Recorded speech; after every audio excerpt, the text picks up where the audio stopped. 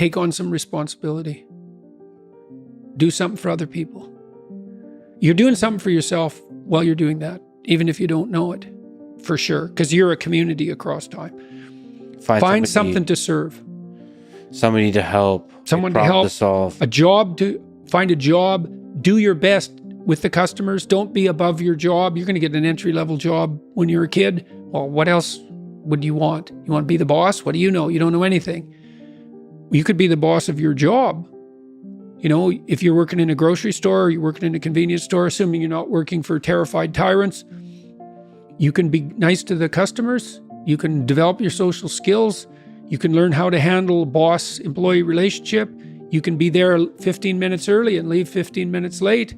Like, you can learn in an entry-level job, man. And I'll tell you, if you take an entry-level job and you learn, and it's a reasonably decent place, you will not be in an entry-level job for long.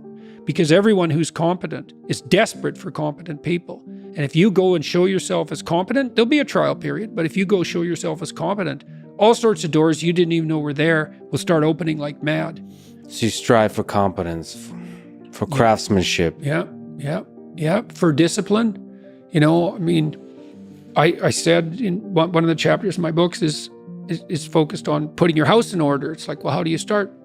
Make your bed. You know, it actually took me quite a long time in my life before I made my bed regularly in the morning. Most of my life was in pretty good order, but that was one thing I didn't have in order.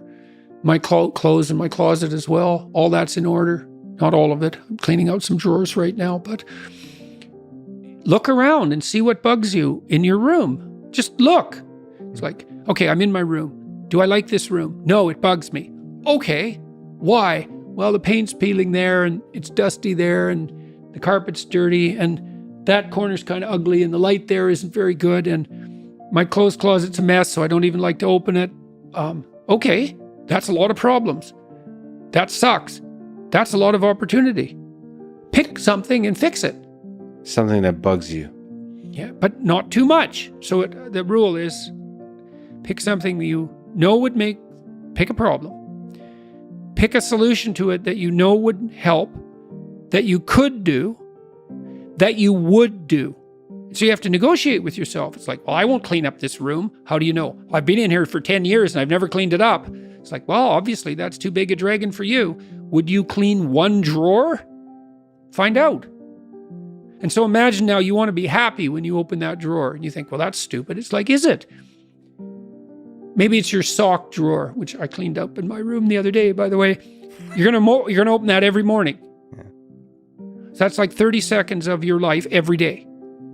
Okay, so that's 3 minutes a week. That's 12 minutes a month. That's 2 hours a year.